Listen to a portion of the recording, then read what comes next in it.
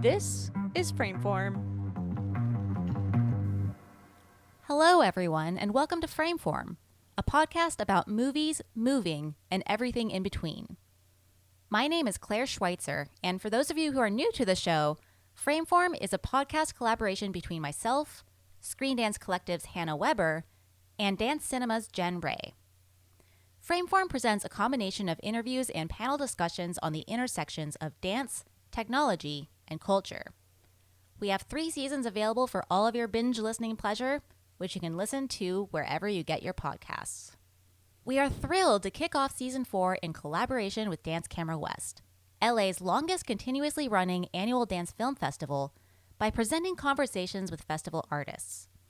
First up is a conversation with Hannah and Bridget Murnane, director of the opening night documentary film Bella, about the life, work, influence, and impact of California-based choreographer and arts activist Bella Lewitzky.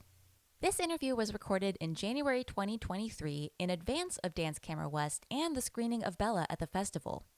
If you didn't get a chance to experience it, fear not, for Bella is continuing its robust festival tour and may be coming to a city near you. Details on how to follow the film can be found in the show notes.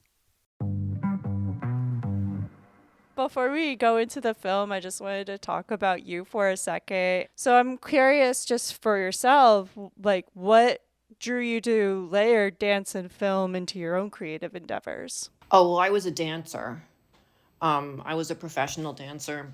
Last time I performed was 1986. When I was 29, I went back to school to get a master's in dance at UCLA because I thought that way I could teach in college and have a job. I had like no health insurance. I was making $100 a week teaching 1 million classes, and I had to do something. So I went to get a master's at UCLA in dance, and while I was there, I discovered that, I had already been dancing for a while and choreographing. And so I started going up to the film school, helping out with shoots. And the first shoot I helped out on, the class was taught by Shirley Clark, who is a very well-known filmmaker.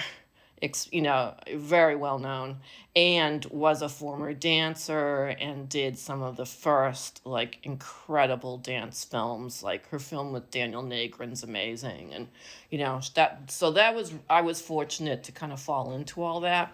So I ended up doing a special thesis in the dance department called Video as a Choreographic Tool, where I took 3 pieces that I choreographed and actually danced in, I think, a lot of them, and did video and, tried to make something that was not film or dance, but cine-dance. And I was also lucky because at the time, Allegra Fuller-Schneider was at the dance department, and she was my advisor on my thesis. And I don't know if you know who she is, but she was Buckminster Fuller's daughter, and she had been a dancer, and she wrote the initial proposal to the NEA to create sort of funding for Cinedance. She had done a film on Mary Vigman that's very famous, and so she was advising me, and it was just fabulous. So I finished the MA in dance, and then I officially went into the film school and did an MFA in film and television.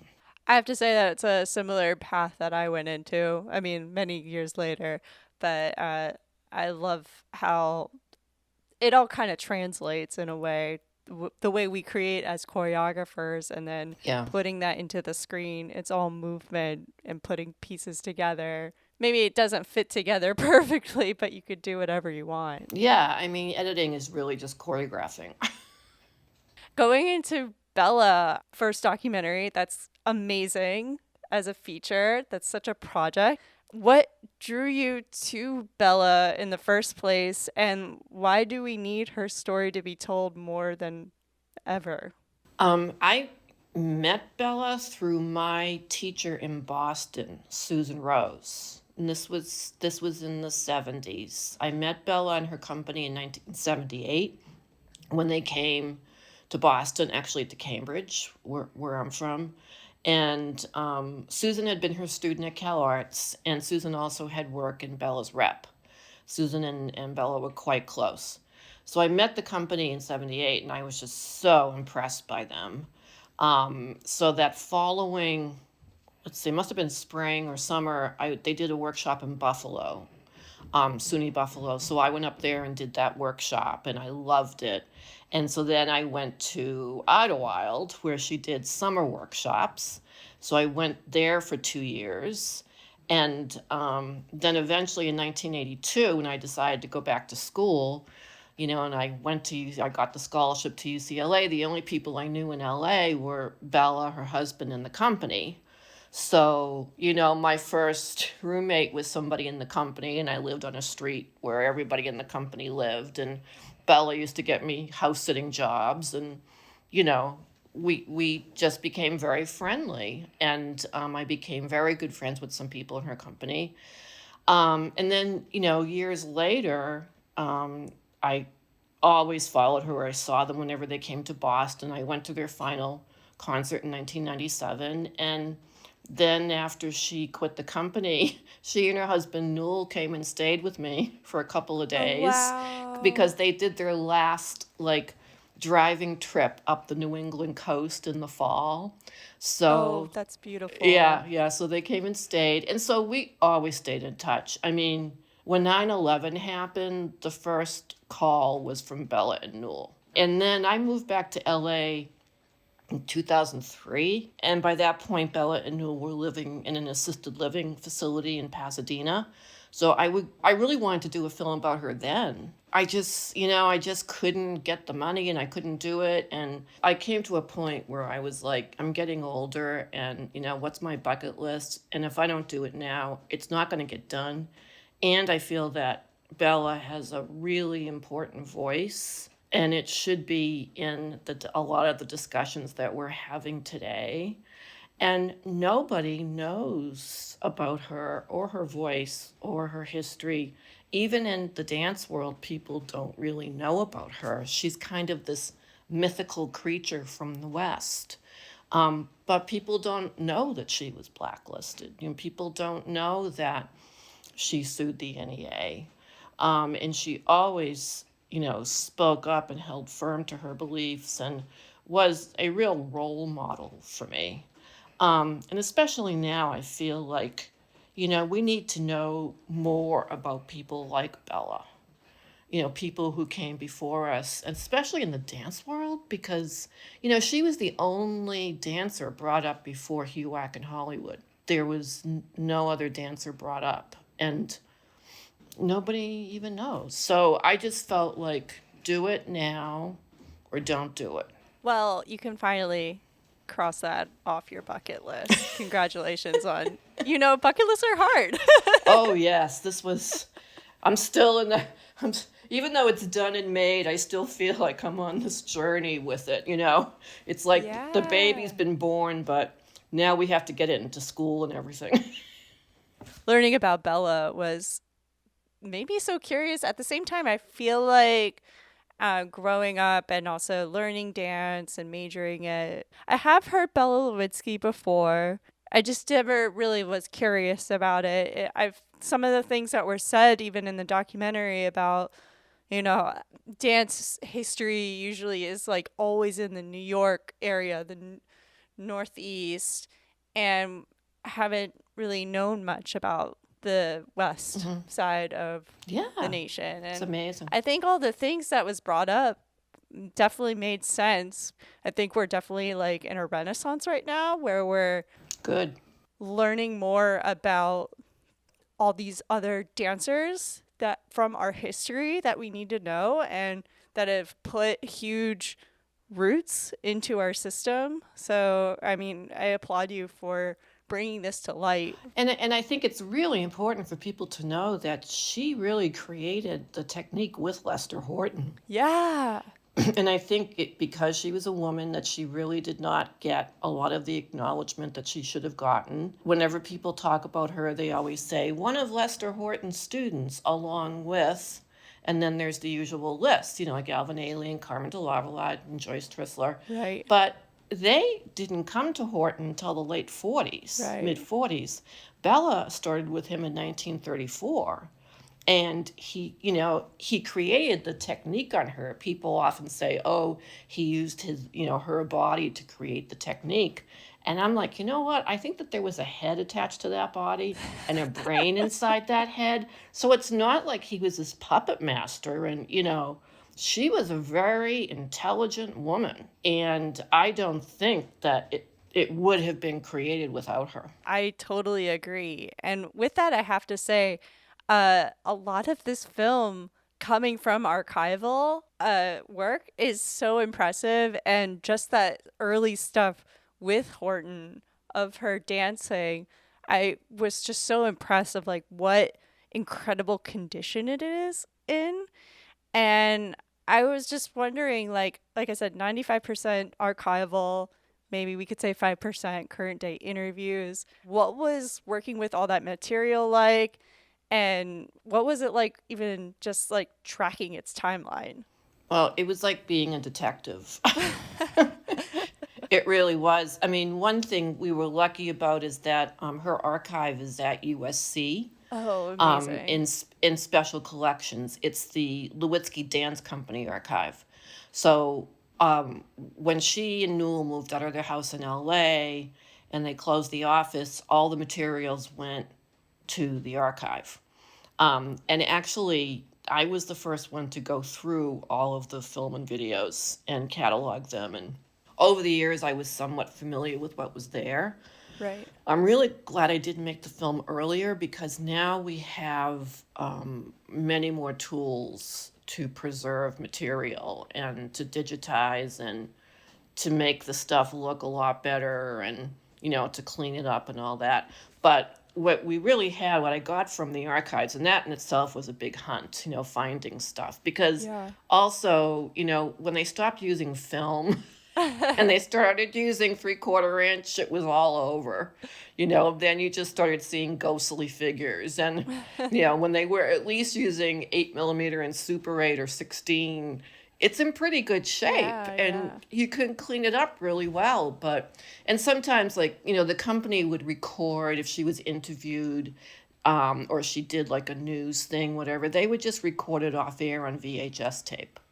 So a lot of times that's what we had. And I eventually, in June of 2021, I hired an archival producer, Hillary Dan out of New York. And she was just phenomenal. So we kind of had this, we had our cut and it was sort of like a pencil sketch, and then we had to find all this material. And, the news stations from the 80s in LA are gone. Yeah. And they did not save a lot of stuff. They just used to tape over things. Yeah. So it was a real hunt. And we were lucky because Hillary worked at CBS News for a long time. And she's an amazing archival producer. So she was the one that would go and look for stuff. But sometimes we were the only people that had it. So we had to make it look as good as possible. And that was, our finishing place and color correction and all of that. And also I should mention we brought on an associate archival producer, Justine Pierce, in Portland, Oregon. Hillary had to go and take another job because I couldn't pay her full time, after a while. So then Justine had been her assistant and she came in and sort of worked part-time. Well, I applaud your team. It's just amazing to see work that's just been in one pristine condition for so long, and two, it is preserved. And also I applaud you for even not that the whole catalog, but now it's probably all digitized. I think I do. I mean, at this point, and it was a real hunt because, there'd be something at the beginning of a tape and something in the middle of a tape and something at the end of a tape, or stuff would be mislabeled, or it was in the wrong box, or it was identified wrong. It was a real hunt. It's one of those dirty jobs that no one wants to do, but it has to be done for it to live forward. I applaud any archivist who does this kind of work. Oh, it's amazing. And I did give the archive everything that I had digitized. Thank you, Bridget, for doing that. You're welcome. Well, to follow up with that, as I've been talking about how this film is all archive, but with that, there's not like a voice of God kind of tone to this. It's all Bella's voice, as well as people who have worked with Bella throughout this whole documentary. It's as if like Bella is there with us. You know, she's talking for herself, and usually in those most documentaries, this person is in the past. We barely hear their voice. It's kind of more we're talking about them instead of addressing them as if they're in the room. And even the subjects, dance company members and board members and musicians who have worked with her, she is still present within them. And one thing I noticed about Bella's artistry was that she liked to keep things evergreen. And I felt like this film was evergreen. Was that intended when making this, or did it just naturally fall into that direction? Well, I think I did start out wanting her voice. I just felt that was so important because all of her life, her decisions, her voice just had to be there. And I didn't want somebody else talking about her. So we were lucky in that UCLA did an audio oral history with her in the early 90s, early to mid 90s. And it was like 3 volumes this thick. Wow. And we had it, it was awful. I had to have it all like copied and then digitized. And they had audio tapes, but they were cassettes. So we had the cassettes all digitized. But it gave us kind of a basis Yeah. for a lot of it, because in the beginning we started out more like with a timeline. Like my writer, one of the co-writers, Pat Verducci, did a first script that was basically a timeline. But, timelines are really boring. So we got to a point where we kind of threw that out and just, but there's so many audio sources that her voice comes from. Yeah.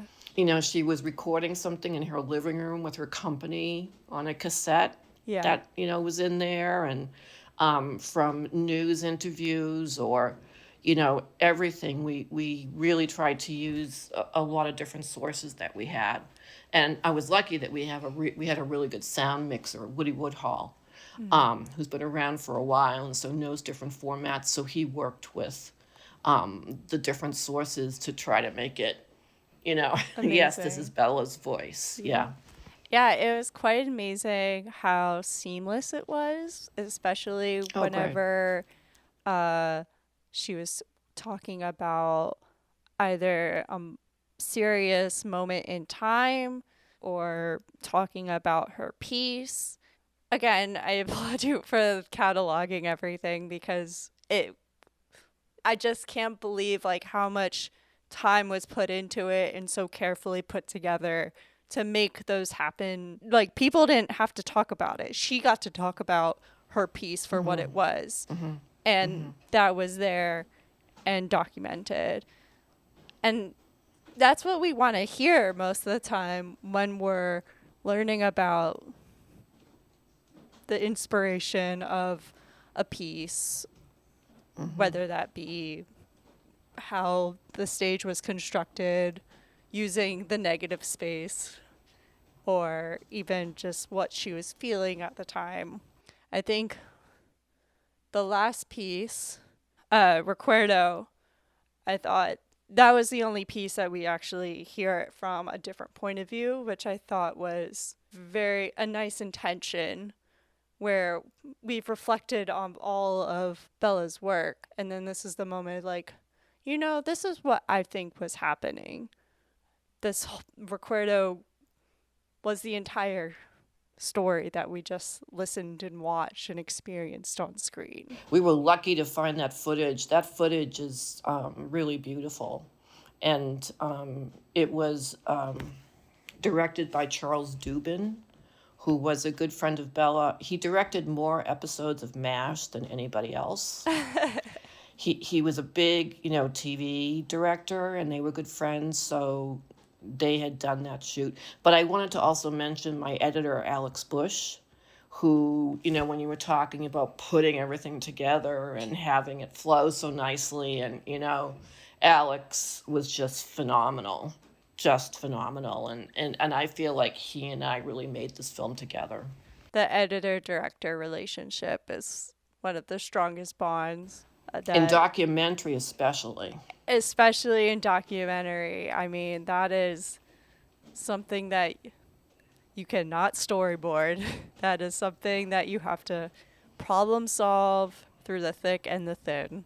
Definitely. And we did bring in a couple of consulting editors, Pam Wise and Bill Hogsey. And that was really great too, and that was so great about Alex, because, you come to a point where it's like, we need to bring somebody else in now. Yeah. Like, I can't see it. We need to get other eyes on it. Yeah. And that's really great when your editor says that to you. And then you find people who can come in and give you constructive feedback. Yeah. So that was great. Now, I know we've talked about the importance of Bella and why you wanted to bring her to the light, but what are you hoping that audience take away after watching her story on screen? Well, it's like people are always asking me, like, what are the goals of your film?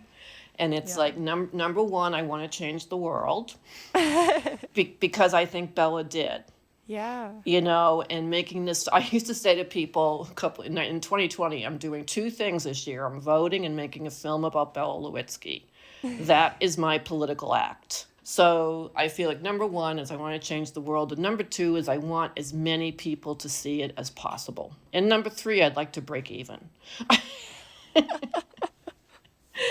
But I really feel like, people have to see it. I mean, nobody's going to know about it unless they see it. So we're doing really well with festivals. We're in Palm Springs this week.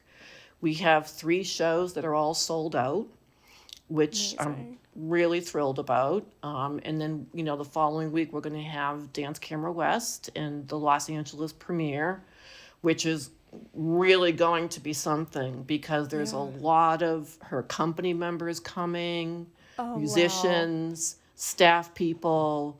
I mean, I've been hearing from everybody, so it's really going to be a Lewitzky reunion. I think that's going to be so special and yet also so important to those company members. And that's a Los Angeles premiere. It's bring it back home to California. Exactly, and it's going to be at Barnsdall Park, which is where the Hollyhock House is, which was designed by Frank Lloyd Wright. And it has a beautiful theater, and it's on this hilltop in Hollywood that has amazing views. You can see the Griffith Observatory, you can see the Hollywood sign, you can see downtown. And, I think Bella and her husband Newell would love the fact that it's there. I congratulate everyone, including her. So what's your next project? Do you have anything in the works? I really think it's going to be a personal project. I want to do something completely different. I mean, I'm still working on this film full time with the festival stuff and looking for distribution and all of that. But I feel like I'm going to pull back and go into a personal film about my family in Cambridge, Massachusetts. And that's another film I've been wanting to do for years and years and has been in my bucket list. So I think that's next. I look forward to that. Thank you so much, Bridget, for doing this. And where can people find you? I'm on the web, bridgetmurnane.com. And I'm also on the bellasfilm.com website. I have a YouTube channel. I have all the usual stuff. Actually, I just axed Twitter for everything because I don't think Bella would like what's been going on with Twitter. So we're off Twitter right now. But yeah, you can definitely, if you go to Bella's Facebook page, or I'm the one doing it all. So awesome. Well, thank you so much. Well, thank you very much for doing this. This really helps to spread the word and to get people to see the film. And that's what we want to do. Exactly. This is Frameform, hosted by Hannah Weber, Jen Ray, and Claire Schweitzer. Episode edited by the Frameform team, with social media support from Maddie Leitner and music by Mason Carlton. Thanks for listening.